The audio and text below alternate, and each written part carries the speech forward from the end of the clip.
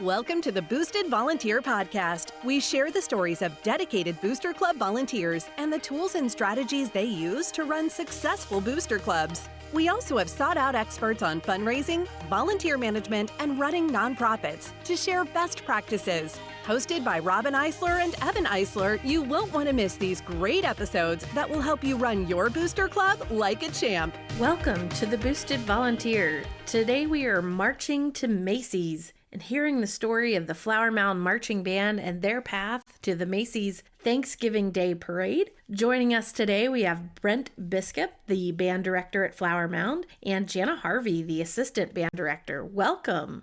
Thank you for having us. Yeah, thank you. So I understand y'all just got back from New York a couple weeks ago and did a trip to the Macy's Thanksgiving Day Parade. So tell us about the experience. It was amazing. It was better than we thought. We're a little bit intimidated sometimes about taking all these students, especially from our town.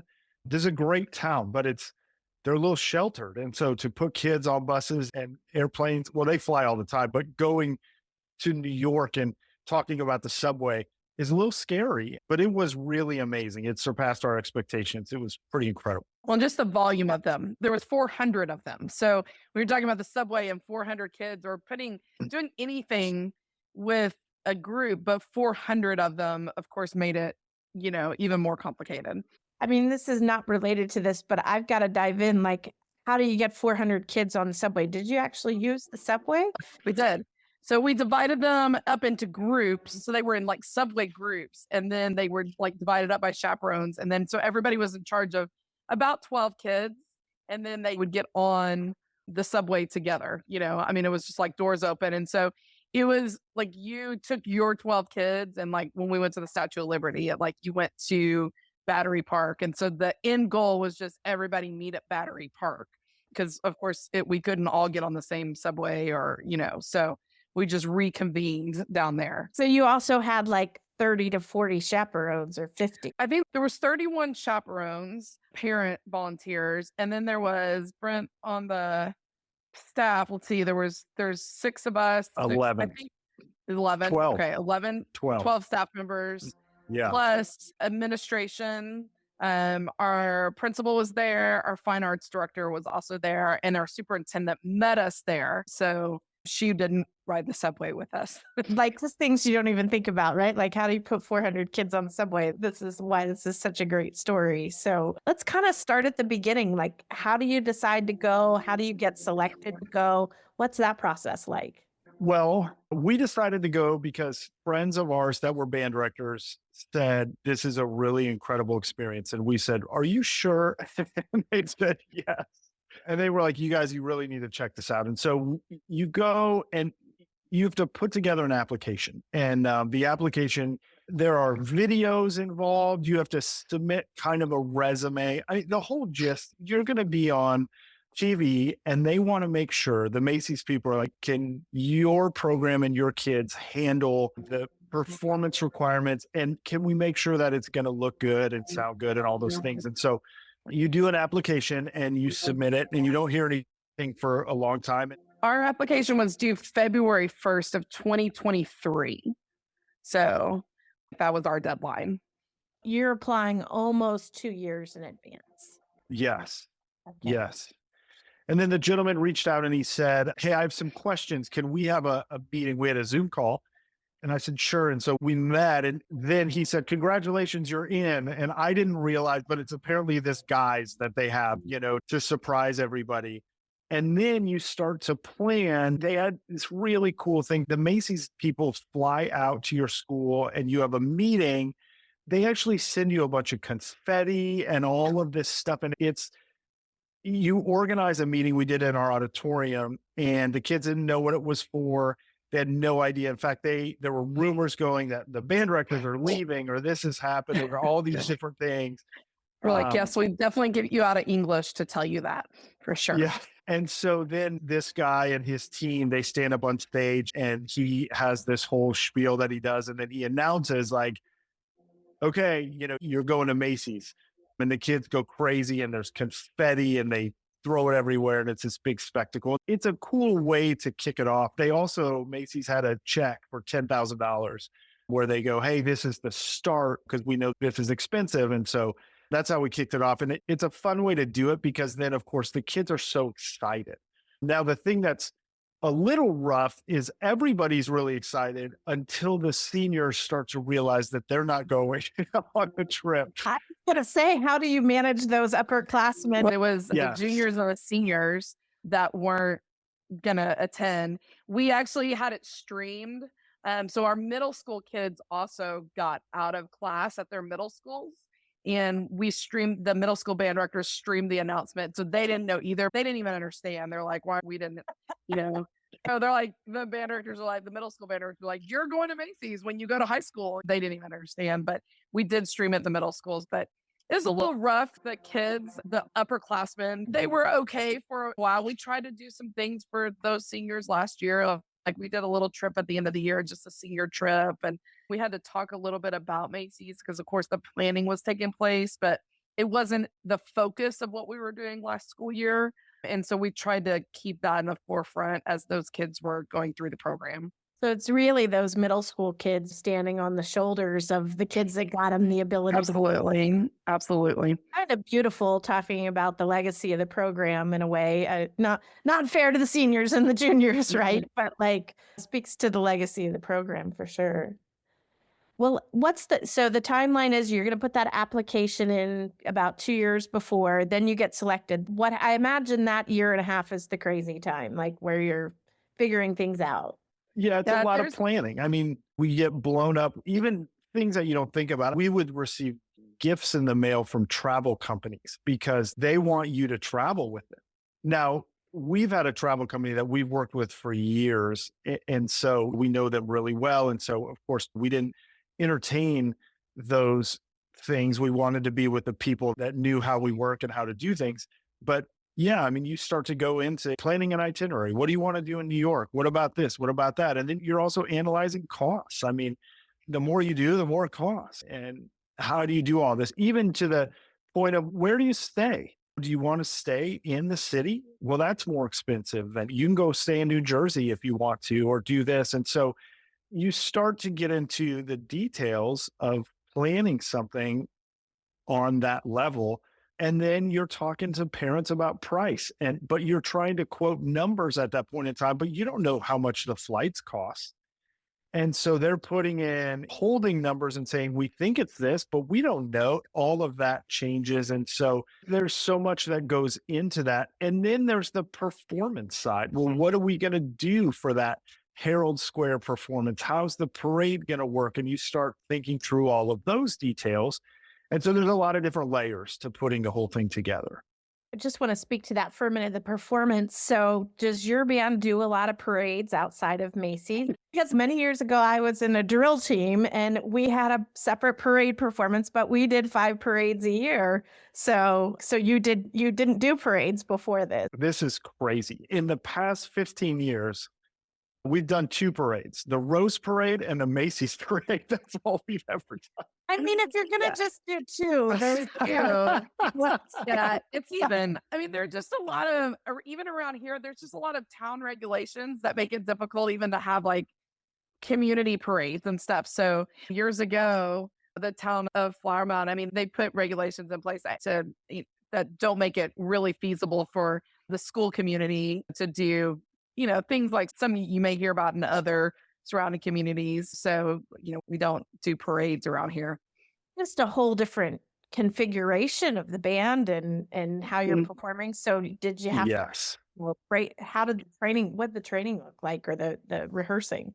You're exactly right. We don't do that. And so you have to retrain the kids. And so we would have practices, and we built a parade block, and we would go and put them on the track and start talking about, okay, here's where your eyes need to go, and here's who you need to line up with, and here's how much space needs to be between you and the other people. And we just started doing laps around the track. And then when we started to feel comfortable, we felt like they started to get better at that. Then we started to go the other way around the track. And then when they started to get better at that, we started to cut down the 50-yard line and do turns and do other things just to learn. I mean, there is a technique to marching in a parade, and that's a technique that our kids are not super comfortable with because we just don't do it very often. So we did have to go through that process. Well, when you do a football field performance, the field is yours for that set amount. Like in a parade, it stops. Yes. You have to learn how to unspace yourself and respace yourself. Yes. Yeah. We had to learn the very important lesson that parades don't go backwards, because they would stop and then they back up a little bit, which if you're in a parade, whatever you're doing is little, well, then it's exponential behind you. So we had to, talk them through all of that and really practice all of that, try to put them in those situations. And just curious, how did you two train yourselves for that? I mean, is that some experience that you have in your backgrounds? Well, thankfully, I was part of a group that we did a bunch of parades in the summer. And so now I was in it. I wasn't, but I clearly learned some of those things. And through both of our college experiences, we were part of some bands that were in some parades. And so we did some of those things and at least had enough knowledge to get through to the kids. Yeah. Well, I want to jump back over to the cost. You mentioned it. So is it something that your family's funded, or did you go out and do fundraising and donations, and like just ballpark, what did it look like to take one student to the parade? Well, it was both of those things. There was a committee of parents who were kind of the fundraising people. And it's difficult because there's fundraising happens in our world all the time. It's just part of what happens in band programs now. Our district is very supportive and we're really fortunate, but it can't cover everything that happens. And so we have a team of people that do fundraising every year. Then when you have special events like Macy's, then you're opening another line item. And so you start to do other fundraisers and then you're deciding, okay, is this going to Macy's or is this going to that? And, we deal with, the law, we're a 501c3 organization. Clearly people understand what that is. We can't hold separate accounts. So back in the old days, when I was younger, you went and sold chocolate and it went into your account. You had an account, if you will, and you worked towards whatever your fee is. Well, that's not legal. And I don't think it was legal back in the day either. It was just what people did. And then all of a sudden it's like, you guys, you can't do that. So any fundraising monies that come in today's time, it has to be spread across the entirety of the group. And so they would come up with certain things and go, hey, we're going to do this, and this goes to Macy's, and we're going to do that, and that goes to the general fund. And then there are, of course, businesses and people that hear that you're going to go to Macy's and they will donate money and do things.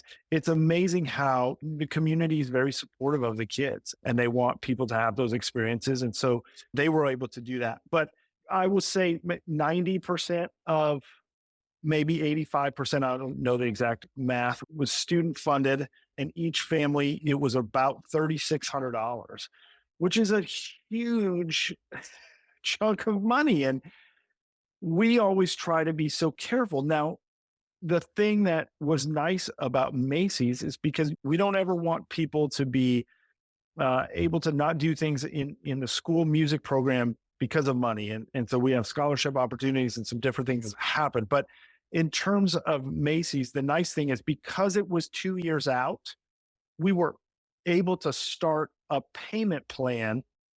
So we weren't going to people and saying, hey, pay this amount of money. Now, if they wanted to up front and just didn't want to deal with it, that's one thing. But they were paying a couple $100 a month to be able to make that happen. And because it's announced so early, I think it was more manageable for more people. That's a great way to do it, is to spread it over time there. It's interesting you brought up the fundraising issue with the 501c3s. I think one of the reasons we were able to do it back in the day is because the money went to the school or the band program. It didn't Right. profit. So different rules. Yes. Yes. True. Sorry, we deal with that every day. Always wanting to put money in people's accounts. So were there any kind of drawbacks to going? We talked a little bit about some of the upperclassmen who didn't get to go, but anything else that even coming home, how's it now? Well, everybody's tired. I would say the thing with the upperclassmen was hard, although, we talked to them a lot. Our kids in our program are very fortunate. That happens. Okay, the Macy's thing does not happen a lot, but the kids benefit from things that happen from students before them, and it's kind of passed down. And so we were able to say to those upperclassmen, like, okay, look, you guys, you're true. This is correct. You don't get to go on this trip, but you also got to do some pretty cool things because of people who came before you as well. And they understand that lineage that takes place. But I would say that was definitely a drawback. And then, I mean, the whole experience was so positive, but there were times where we have to be careful to not overextend people. There was an instance on the trip, the itinerary was demanding. It was tiring, especially the first couple of days. We were asking a lot of the parent chaperones. And so finally, there was a day we flew in on Sunday, and on Wednesday morning, we went to Connecticut to practice. And we knew the chaperones were tired, and it was warranted because the Monday and Tuesday they were going and going. We were on the Today Show Monday morning, and then doing Statue of Liberty, 9/11 Memorial. We had a rehearsal 11 o'clock on Herald Square Monday evening. I mean, it was packed. And so Tuesday evening, Jana looked at me and said, hey, the staff can cover this rehearsal. We don't need the chaperones.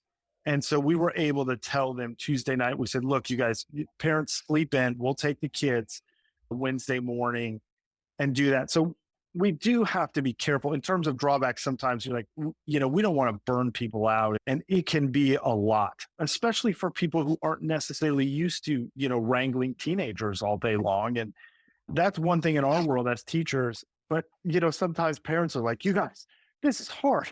Like, yeah, it is. They're like, but I told them and they didn't listen. Like, yeah, you have to tell them 72 times. It's one thing to be on a family trip and have your own children and, your own family carting around New York, if, any families have ever done that. But it's another thing when you are the parent in charge of 12 to 16 kids, and they're wonderful people and they're so conscientious and they know that they're watching other people's kids. And not only that, but they've also paid to be, believe it or not, they paid to do that. they paid to volunteer. I mean, they wanted to do all of this and they paid for their own trips to watch other people's kids. And so, yeah, it's a whole different animal.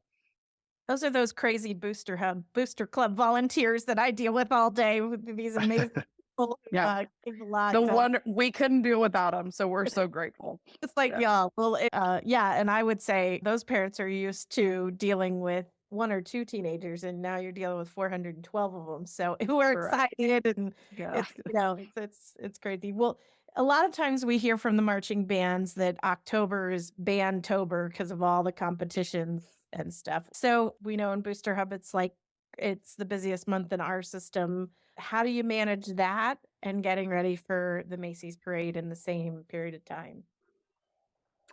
Well, the calendar for us, it was just kind of dumb luck this year. I feel like it really laid out very well for us in October. And I don't know if it's just because of the way the year was or whatever. We competed the first week usually we compete every week of October, every Saturday. It's something different. And so this year we competed the first weekend of October, and then we were off the next weekend. And then we competed the third weekend of October, and then we were off the next weekend. So we actually, believe it or not, we had 2 of the 4 Saturdays off, which I think was really healthy and very helpful to our families and to the staff as we were going through. Now, one of those Saturdays, what we did is one of those Saturdays where we did have, it was the third Saturday of October, we had our UIL contest. And so the kids, we went and did UIL. Our show designer, he flew in from Chicago that weekend. And then we came back and we had a Macy's rehearsal. And it was a 3-hour Macy's rehearsal. And we staged the whole thing in that 3 hours. And we learned it all and just kind of got it in our brains. And that we just, did that. And then we practiced it right at the end of October, right before going into November, because we had to film it and to send to NBC and the Macy's people so they could see our progress and what was happening and look at what camera shots they were going to take and all of those kinds of things. And then that was really it until we finished competing at the state marching band contest. And then once we finished competing at the state marching band contest, then it was Macy's practice. Most weekdays, Brent, right? Most weekdays, I think. Until Most we went to weekdays, Macy's, which was like a week and a half between the two. And for the show choreography, do you hire someone? Do you pay to have some of that done, or is that something y'all create? We have a show designer that we've worked with for over a decade now. And luckily, this was his 7th time choreographing for Macy's. So when we got in, he's actually one of the people who's like, you got to try this. You got to try this. And so when we got in, he's like, okay, I got it. I got this. I know how to do it. And so we were lucky because he's like, you have 1:09, and we're going to do this and this and this and this. And so when he came out, he really was very helpful. We kind of put some stuff into this computer program that we use. And then he was like, now go over here, move over here, and do that. And so he really kind of staged the whole thing. So it was great. Was that part of the polka dots? I saw the polka dots on Yes. TV. Yes. We used it as part of like our marching band show that we did, our field show that we competed with was about, it was inspired by the artist Yayoi Kusama. And she's a Japanese artist that does a lot of, draws inspiration from polka dots and pumpkins and all kinds of different things. So the field show was based on that. And then our Macy's performance was just a small mashup of the end of that. Very cool. So tying the two together. Mm-hmm. I loved it. Yeah, it was super easy to see on TV. I was watching it Thanksgiving. It was bright. Yeah, it was great. It was great. It was raining that day, right? So it was definitely raining. Yes. We did not look like yellow. We actually just got our pictures for Macy's. We were not the yellow polka dot band in the actual parade. We were wearing our coats, which were gray. And so it actually because it was raining, it was a steady rain the whole time. And so we were in gray jackets and ponchos. And so we're like the camouflage band. We're the same color as the street. And we shed everything right before they went on the television. So all the logistics and coordination just crazy. I know I mentioned this before the call, but when I was in middle school, my high school went to Macy's. And I remember it just being such a big deal. So I've really enjoyed following your story over the past 2 years. So I assume that you guys, you talked about it. You're both in marching bands growing up. So was this a lifetime dream? And if so, did it live up to it? It's something you've always wanted to do? I don't know. I will tell you this. I'm not sure that it was like a lifetime. I mean, we all grew up watching the Macy's parade. Just no matter if you're in band or not. I think that's a lot of what a lot of our families do on Thanksgiving. And so, of course, I don't know if it had been a lifetime dream, but I can tell you now that, Brent and I went last year. We had to preview the parade 1 year before the band went. So we went there and just seeing it in person, it's a surreal experience. And seeing it in person and then being able to take your kids and your community and let them experience that. It's just something, when you watch these balloons on TV and then you see them in person, it's hard to explain to anybody, but it's really surreal. And I would say now, after having done it, that, it's something that we will all, the kids, the families, will all remember for the rest of our lives. I'm positive that every Thanksgiving now, I'll talk about my experience with the Macy's parade. I'm sure that the staff, even years from now, maybe when we're old and retired and all of that, I'm sure that we'll all text one another and we're like, remember when it was raining at the Macy's parade and we were in it? Remember the clowns that helped pick up all our jackets before we went on television and, all of these crazy things that happened. So it was just an incredible experience. And it's one that I'm very thankful that we had. And Brent, what about you? Well, yeah, we've had some really incredible experiences, but yeah, Macy's I don't even know how to explain it. You watch it on Thanksgiving and you're like, oh, this is cool and whatever. And then you're in it and you go, wait a minute, what just happened? And then people are texting you and they're like, wow, it's one of those things that I think, you'll look back and it's a highlight of your career. And it's just such an amazing thing. And to see the internal workings of how it all happens and what goes on it's crazy. And you will, like Jana said, I think for the rest of our lives, we'll watch that very differently because when you're there and you go through that, you go, oh, wow, there's a lot that happens. So yeah, it was really incredible experience for sure. And you're talking, of course, you guys concentrate on the volunteers and all of that stuff. The inner workings, like Brent was saying, there's a whole team of people that put on the parade that are volunteers. We had our band captain is a volunteer and his dad comes into town and helps too. He's a grown adult, but now his dad comes in and they walk the entire parade with us and they stay right with us and let us know. So there's these people that are just literally volunteering that have made the Macy's parade part of what their family does. That's how they start their Thanksgiving Day. And so there's this whole we had all of our volunteers that helped us get there and do the thing, but there's a whole team of volunteers that literally put on the parade. Was there a wow moment for either one of you that just sticks out where you were just like, oh my gosh, I'm standing here and there's Macy's, or maybe it was with the kids on the subway or something like that? I think when we started the parade, because it's so chaotic before that, like you get in, you're caught in traffic, and then you got to get the kids lined up and whatever. And then they stage you. And, there's all these people like, move, go here, do this. And you're like, move where? Where do we take all these children? And then all of a sudden they move the gates and they push you out onto the street. And then there's an announcer. And he announces when you like go into the order, because the balloons are all going down one street and the bands are on the side of one, and then the floats. And so they get the floats positioned, and then they open these gates and they kick the band out onto the street. And then it'll be like, balloon and then float, then band, then balloon. And they start to kind of, zipper everybody in. And when they announce it, you're like, oh, okay, this is really happening. We're doing it. And that's so I felt like that was a moment of like, oh, wow. And then I think the next moment is you get to what they call the ready line at Herald Square. And the teachers have to lead. They don't let you go through that. They put you in this thing called a chute. And then that was just sheer terror. I was like, oh no, I hope they make it through. I hope they do it. Yeah. Yeah.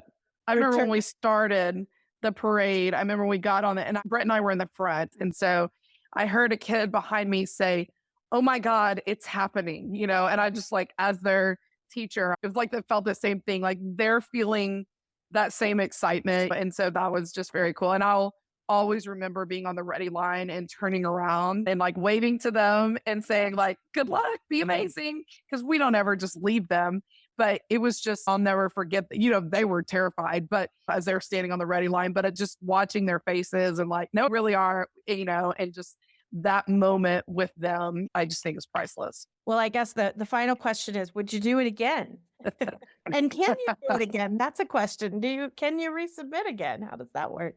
I think there's a period of time, right? I don't know how long it is. I would say, yes, we would do it again. I don't know how long the period of time is. And it's interesting because right now, a lot of events that happen, if somebody said 2 weeks after, would you do it again? You're like, no way. But that one, yes. Now, I don't know that with the period of time that has to go, I don't know that it will happen before Jana and I can retire. But yes, actually, I mean, that is an event that I would be like, yeah, I would do that again. It was pretty great. I agreed. Well, congratulations to you both on pulling off such an amazing event. I know just as a person on the sidelines watching some of the families that I know personally go through it, they had fun and I had fun just watching their social media and pictures come up. It was really a joy to watch someone standing there and then seeing them on TV that morning. So thank you for your work and dedication to make it happen. Oh, thank you. Thank you. Thank you. The Boosted Volunteer is brought to you by Booster Hub. To find out more about Booster Hub and how our app can help you improve communications, increase engagement, raise more money, and manage your booster club responsibly, visit www.boosterhub.com. And then make sure to search for Booster Club Podcast in Apple Podcasts, Spotify, and Google Podcasts, or anywhere else podcasts are found. Make sure to click subscribe so you don't miss any future episodes. On behalf of the team here at Booster Hub, thanks for listening.